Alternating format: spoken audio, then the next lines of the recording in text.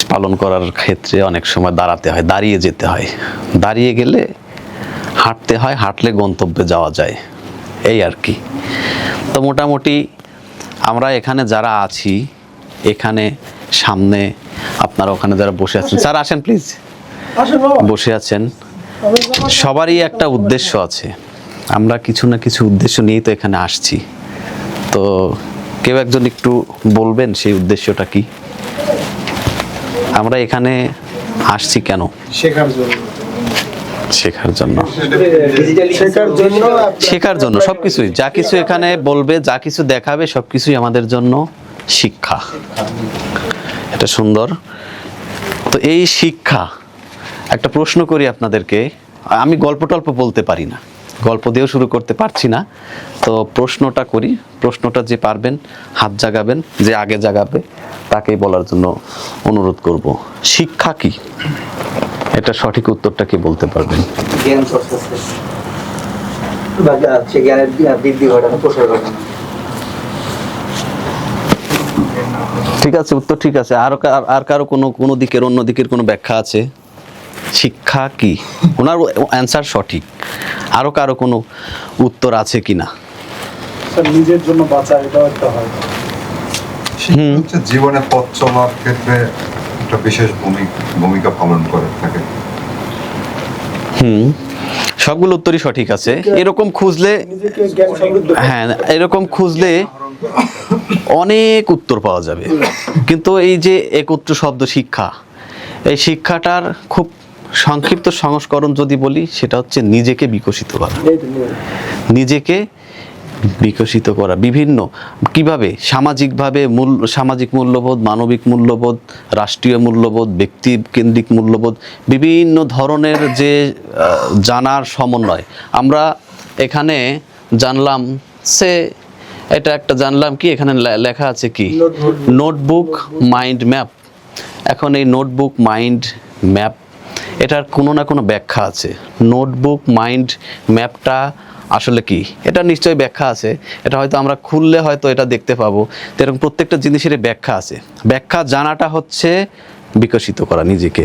আর ব্যাখ্যা না জেনে শুধু তথ্য জানা, কানে শোনা, এবং কানে শুনে এখান থেকে ঠিক কোনো কিছু না পাওয়াটা হচ্ছে জানাটা। এই জানার থেকে বেশি আমাদের জীবনে গুরুত্বপূর্ণ হচ্ছে নিজের ভিতরের যে সুপ্ত প্রতিভা আছে, ওই প্রতিভাটাকে বের করে নিয়ে আসা। তো আমরা মোটামুটি আজকে কততম দিন চলে প্রশিক্ষণের? দ্বিতীয় সেকেন্ডে 2 দিনে তো মোটামুটি অনেক কিছু শিখেছি, অনেক কিছু। এর মধ্যে আমাদের সম্মানিত ডিরেক্টর স্যার, আমি দেখেছি আপনাদের বিভিন্ন সময় অবজার্ভ করেছেন তিনি, তো সেখান থেকে আমরা অনেক ফলাফলও বের হয়ে আসছে, বা অনেক ফলাফলও পাবো। 1 মিনিট।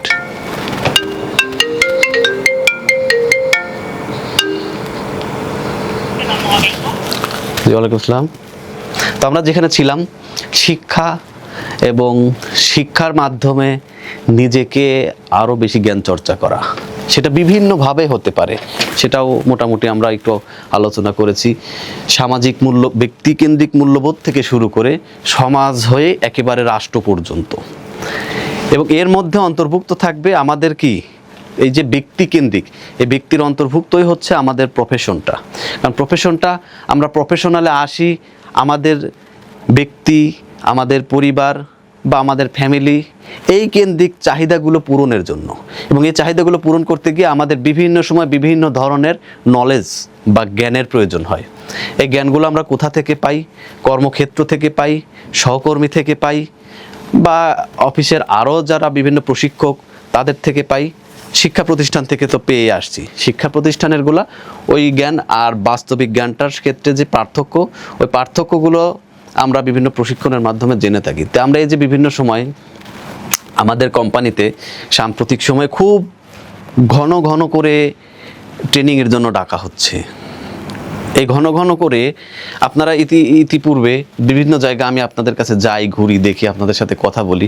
মাঝখানে এরকম একটা, সবাই আপনারা খুবই আগ্রহী ছিলেন যে আসলে অনেক নিয়োগ দিচ্ছে, আসলে আমাদের কি হবে, আমাদের নিয়ে কি কোনো চিন্তা করছে কিনা, নতুনদের নিয়ে কি আরও বেশি আগ্রহী কিনা, এইগুলো সমস্ত বিষয়ে চিন্তা ছিল। বা এরকম একটা অফিসে কিন্তু এরকম একটা ব্যাপার কিন্তু ছিল, মাঝখানে ছিল না, সবাই আপনারা অবগত। তো এটা বসের সিদ্ধান্তক্রমে এই যে এই ট্রেনিংয়ের কারণটা কি, বস চাচ্ছে বস আপনাদের মধ্যেই সেই প্রতিভাগুলো দেখতে পায়। এটা হয়তো আমার মধ্যে দেখতে পেয়েছে বা আপনাদের মাধ্যমে আপনাদের মধ্যে দেখতে পেয়েছে, কিন্তু সেটা হয়তো আমরা দেখতে পাইনি বলেই আমাদের নিজেদের যে ভিতরের প্রতিভা সেটাকে আমরা আরও বেশি মানে শান দিতে পারিনি। বাংলা ভাষায় বলতে গেলে শান দেওয়া, বালু দেওয়া। ছুরিতে বালু দেয় না ধার করার জন্য, কুড়ালে বালু দেয় না ধার করার জন্য, অস্ত্রে। তো ওই অস্ত্রটা আমাদের আছে, ভিতরেও আছে। ওই অস্ত্রটাকে জাগানোর জন্য বস এই মাঝে মধ্যেই এই প্রশিক্ষণগুলো আয়োজন করছে। এবং এই প্রশিক্ষণগুলোকে আমাদের পজিটিভলিভাবে যদি নিয়ে এখান থেকে যার যতটুকু দক্ষতা আছে সে ততটুকু বলবে, সেই বলার মধ্যে থেকে যদি আমরা অল্প অল্প করেও নিতে পারি, 5-10 জন মানুষ তো কথা বলে, এভারেজ 3-4-5 দিন থাকলে 5-10 জন মানুষকে আমরা ফেস করি। তো ওখান থেকে যদি অল্প অল্প করেও কিছু নেওয়া যায়, ওই নেওয়াটাই হচ্ছে নিজেকে বিকশিত করা। আর এটা যদি আপনি করতে পারেন, এটা করতে পারলে প্রথম লাভবান হবে হচ্ছে ব্যক্তি। কারণ আমি যদি এখান থেকে কিছু শিক্ষা অর্জন করতে পারি, ওই শিক্ষাটা আমার এখান থেকে গেলেও কাজে লাগবে। কিন্তু আমি যদি এখানে ব্যর্থ হই, আলটিমেটলি আমি আমার জায়গায় যদি ব্যর্থ হই, তাহলে আমাকে এখান থেকে স্যার যদি আমার সিনিয়র হয়, সে আমাকে কি করবে, সরাই দিবে, আমাকে বহিষ্কার করবে, আমাকে বাদ দিবে। বাদ দেওয়ার পরে এখানে আরেকজন দক্ষ লোক কিন্তু আনবে। আরেকজন দক্ষ লোক আনলে কি হবে, সে আমার জায়গাটা যদি সঠিকভাবে পূরণ করতে পারে, কোম্পানি কিন্তু তার জায়গাতে চলতে থাকবে। কিন্তু আমার কি হবে, আমি অদক্ষতার কারণে বাদ পড়ে গেলাম। আমি যদি অদক্ষ হই, আমাকে কি ভবিষ্যতে কেউ টানবে? আমিও আরেক জায়গা যাব, সে তো মোটামুটি একটু তদন্ত করবে, তাদের মধ্যে একটা কানেকশন আছে, জিজ্ঞেস করবে এই ছেলেটা কেমন ছিল। বা আপনারা যারা মার্কেটে থাকেন এগুলো বোঝেন যে এরকম একটা ইন্টার কানেকশন থাকে, আন্তঃসংযোগ যেটা থাকে। তো তখন যখন বলবে না এই তো ভালো ছিল না, কাজকর্মে দুর্বল ছিল, টাইম মেনটেন করতো না, খুব ভালো মার্কেটিং করতে পারতো না, আমরা ওই কারণে ওকে রাখতে পারি নাই, তখন আমার মনে হয়, আমি আমার জায়গা থেকে বলছি যে আমাকে সে হয়তো নিবে না। তো সেই জায়গা থেকে আমাদের প্রথম ব্যাপার যেটা, যে আমাদের নিজের আগে লাভ হবে যদি আমরা ভালো কিছু নিজের মধ্য থেকে বের করে আনতে পারি। তো এই ছিল মানে প্রাথমিক শুরুর সূচনা। গল্পের পরিবর্তে আমি এই শিক্ষা আর শিক্ষার বিকাশের যে প্রয়োজনীয়তা সেটা একটু মোটামুটিভাবে আপনাদের সামনে তুলে ধরার চেষ্টা করেছি। আমি জানি না কতটুকু আপনারা এই বিষয়টা বুঝতে পেরেছেন। তো আজকে আমার যে টপিক ছিল, সময় অনেক বেশি দরকার ছিল, সেটা হয়তো পাবো না। সেলস এক্সিলেন্স ট্রেনিং, প্রশিক্ষণ। এটা সেলস এক্সিলেন্স, সেলস তো সেলস আবার এক্সিলেন্স কীভাবে হয় সেটা আমরা মোটামুটি আপনাদের মাধ্যমেই, কারণ এই বিষয়ে আপনারাই এক্সপার্ট, আমি এই বিষয়ে এক্সপার্ট নয়।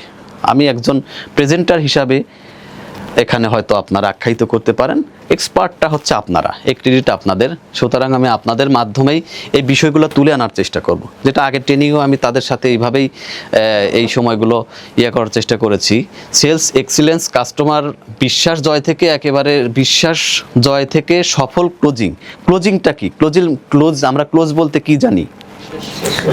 ক্লোজ মানে শেষ, বন্ধ যেটাই বলি। এটা এরকম খোলা ছিল, এটা এরকম করে দিলাম, বন্ধ হয়ে গেল, ক্লোজ। কিন্তু মার্কেটিংয়ে আসলে ক্লোজিং থেকেই শুরু, ক্লোজিংয়ের কোনো বন্ধ নাই। হ্যাঁ, শেষ থেকেই শুরু। শেষ হয়ে গেল মানে শেষটা হলো কি, আমি এই পণ্যটা বিক্রি করে ফেলেছি, এই বিক্রি করার দায়িত্বটা হয়তো আপাতত শেষ হলো, কিন্তু এখান থেকে সম্পর্ক বা পরবর্তী পণ্যের জন্য আবার বিক্রির শুরুটা ওখান থেকেই হয়। ঠিক আছে, আমরা তাহলে দেখি পরবর্তী কি আমরা সামনে পাই, সেই বিষয়গুলো আমরা কিভাবে এগুলা আপনাদের মাধ্যমে আমরা বের করে নিয়ে আসার চেষ্টা করব। যে কোনো একজন আপনাদের মধ্য থেকে স্বেচ্ছায়, খুব সহজে, এটা আমার এই সেশনগুলো খুব কঠিন নয়, স্বেচ্ছায় ওই যে নিজেকে বিকশিত করার জন্য আমি এই জন্যই ওই টপিকে কথা বলে নিলাম, যে আপনারা যাতে একটু উৎফুল্ল হন, এতে উৎসাহিত হন, করতে আগ্রহী হন। তো একজন দাঁড়াবেন, এখান থেকে এই পর্যন্ত শুধু পড়বেন, সে কে একজন, যে কোনো একজন ইচ্ছায় স্বেচ্ছায় দাঁড়ান। সামনে এসো। না, ওখানেই থাক স্যার।